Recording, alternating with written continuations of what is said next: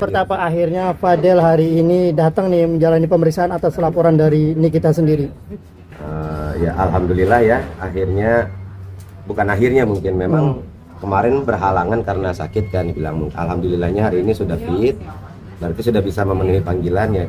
Kalau saya bersyukur, bagus, biar prosesnya bisa berjalan dengan sesegera mungkin.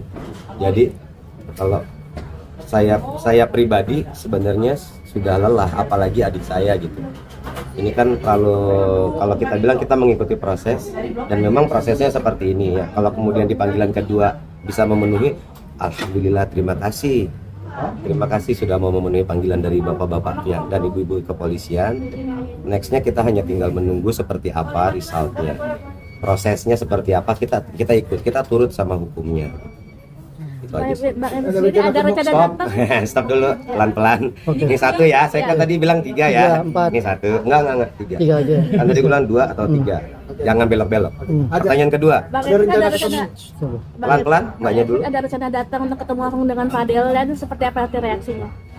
Seperti apa ya? Ada rencana ingin bertemu dengan Fadel, dan reaksinya seperti apa? Kalau reaksi maksudnya gimana ya? Apa di expect saya Enggak, artinya ya kan enggak juga gitu. Enggak gitu. artinya ingin memberikan pesan apa secara langsung kepada Fadel? Ya kalau insya Allah nanti saya akan coba datang juga untuk mengasih semangat sebetulnya. Jalani prosesnya dengan baik bro. Kalau memang ada fakta-fakta yang dirasa membantu untuk meringankan dirimu atas kasus ini, keluarkan. Kalau kemarin kan kita lihat nak Fadel ini, kalau bilang nak ya, karena kan usianya usia keponakan saya ya sebetulnya gitu. Nak Fadel ini kemarin kan melakukan press conference, kemudian marah menampilkan bukti press conference tersebut yang harusnya dibuktikan ke penyidik, malah ditaruh di saat press conference. Plus lagi bukti tersebut malah kalau menurut saya pribadi salah, bukan salah gimana ya, salah ketika itu disajikan di sana.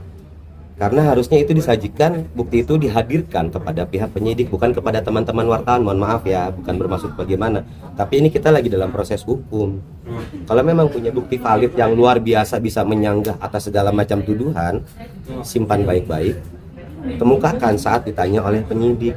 Bukan ditaruh di mana-mana untuk apalagi itu adalah bukti rekam medis. Rekam medis saja kita udah tahu ada hukum tertentu yang mengatur hal tersebut. Saya lupa hukumnya seperti apa, mungkin kalau bicara soal itu Bang Fahmi lebih paham. Kalau saya hanya orang awam yang oh ini nggak bisa loh, ini kan hak pribadi seseorang atas informasi medisnya dia. Kalau dia orang itu tidak mengizinkan, nggak boleh. Nah kalau kita bicara orang itu saat ini adalah ponakan saya Laura. Tapi kita masih ingat juga Laura di bawah umur. Dan ketika Laura di bawah umur, siapa yang berhak atas rekam medis tersebut selain anak ini? Orang tuanya. Berarti saat mau menyajikan bukti tersebut, izinlah dulu sama adik saya selaku orang tuanya. Kalau izinnya sama saya mungkin nggak bisa juga. Toh saya adalah sekedar paman, sekedar om. Apapun lah sebutannya di Indonesia Raya ini, ada yang om, paman, pak, de, encang, uwa, ya feel free. Saya nggak masalah silsilahnya, saya nggak peduli. Intinya saya dipanggilnya om. Gitu. Jadi kalau izinnya ke saya mungkin nggak ngaruh, karena saya kalau dibilang berkekuatan hukum atas anak ini, ada yang berkekuatan hukum pertama ibunya. Secara legal formal kartu keluarganya ada di dalam kartu keluarga adik saya Nikita ini gitu. Laura ini nggak dalam kartu keluarga saya. Kalau Laura dalam kartu keluarga saya, mungkin saya bisa memberikan izin. Om tulang lunak, ini kemarin saya punya bukti USG, saya mau tampilkan, oh silahkan nak Fadel. Itu mungkin saya bisa kasih izin kalau saya berhak atas Laura ini. Tapi kan tidak, dia hanya langsung semerta-merta saya punya bukti USG. Itu buat saya, waduh, Anda di depan ada jurang, Anda bukannya mundur bikin jembatan, Anda terjun dengan sukarela. Jadi ya sudahlah begitu. Oke, pertanyaan terakhir. Enggak dulu, Mbak ini baru datang. Jadi saya cuma ngasih 3 pertanyaan. Mbak sini terakhir. Kan Niki hari ini kan ke Jepang, mungkin ada yang disampaikan ke abang gitu mewakili. Kita sudah untuk hal ini kita sudah nggak perlu bicara secara verbal, bicara secara tertulis. Kita udah main hati aja sekarang. Kakak beradik ini hatinya udah sama, pikirannya sudah sama. Jadi insya Allah apapun yang adik saya sampaikan atau lakukan seperti yang kemarin teman-teman ketahui juga, dia sudah membuat gerakan lagi, pelaporan baru ya. Itu dia tidak berkomunikasi lagi dengan saya karena memang itu sudah seharusnya. Ini kan sudah melebar kemana-mana, malah kalau dibilang ada beberapa teman-teman saya yang juga berprofesi sebagai pengacara speak up, orang ini kok bikin malu. Sudah sepantasnya ini. Bagus adekmu melakukan ini bro, bagus adekmu melakukan ini, karena ini juga clear di air untuk para pengacara yang lain bahwa pengacara memang supposed to be tidak melakukan itu, tidak melakukan bahwa harusnya kan antara klien dan pengacaranya harus sangat amat jujur. Punya bukti apa? Ini perlu ditampilkan atau tidak? Perlu diekspos ke media atau tidak? Itu adalah keputusan pengacara, bukan keputusan klien. Pengacara itu menuntun kliennya untuk kalaupun dia bersalah, dia mendapatkan hukuman seadil-adilnya.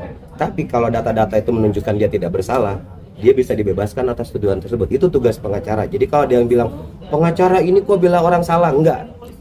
Itu bukan tugas pengacara. Tugas pengacara adalah memberikan membantu mengarahkan kepada keputusan yang sebaik-baiknya. Jadi kalau dibilang pengacaranya kok belain orang salah, jelas-jelas dia salah. Bukan lagi bela orang salah. Dia lagi membela hak orang tersebut untuk mendapatkan, misalnya kalau dia salah, hukuman yang adil. Pun dia tidak bersalah, ya dia seharusnya dibebaskan. Berdasarkan apa? Berdasarkan bukti-bukti valid yang disajikan ke penyidik, bukan disajikan ke wartawan. Izin, kalau boleh satu lagi tadi Satu dan terakhir ya. Kalau udah boleh ya, maaf ya Mbak ya. Maaf ya Mbak. Ini follow up atau Mbak ini aja ya. Mbak, maaf ya. Mana? Satu lagi terakhir. Yaudah, tadi soal Pak Bang Rasman ngomong bahwa Nikita Mirzani menelantarkan anak selama beberapa tahun, dan kemudian pada saat pulang ke sini tiba-tiba kok baru dar memperjuangkan haknya Laura. Seperti apa tanggapannya Abang? Sorry, tadi ngomongnya kecepatan, boleh agak pelan? Nikita Mirzani dibilang menelantarkan anak, dan kemudian sekarang dibilang baru memperjuangkan itu kemana aja gitu, karena kemarin dia dibilang melantarkan anaknya. Oke. Ini pertanyaan terakhir ya, habis ini saya minta udah, karena saya takut saya terlalu banyak bicara nanti saya malah salah. Ya, ini pertanyaan terakhir, saya jawab ya, izin. Kalau dibilang menelantarkan, ini adalah bentuk kita memberikan kesempatan kepada Laura untuk silahkan kamu mencoba independen. Rasakan kerasnya dunia, nah. Dunia ini nggak manis nih. Kalau kami grab terus, ibaratnya kami megang pasir nih. Makin kami kepel, kamu akan tetap lolos kok. Nah, jadi ini keinginanmu, ya sudah lakukan. Jadi ini apa namanya? Ini bahasa hati orang tua ya. Ketika mulut sudah tidak bisa berucap, minal aidin wal faizin, bukan. Ini biasanya ucapan minal aidin wal faizin. Ketika mulut sudah tidak bisa berucap, itu bentuknya adalah doa. Kalau memang sudah tidak dipegang secara fisik, tinggal hatinya yang menjaga. Kalau kita lihat dibilang menelantarkan, adik saya nangis loh. Ketika tahu bahwa kan dia juga sendiri, statement saya sedikit mengutip, entah salah atau benar ucapan adik saya ini sedikit ini. Anak gue mau bebas, tapi bukan berarti lu boleh nyakitin dia. Kalau dalam artian tadi menyakiti adalah orang-orang sekitarnya juga menguliti bla bla bla bla bla.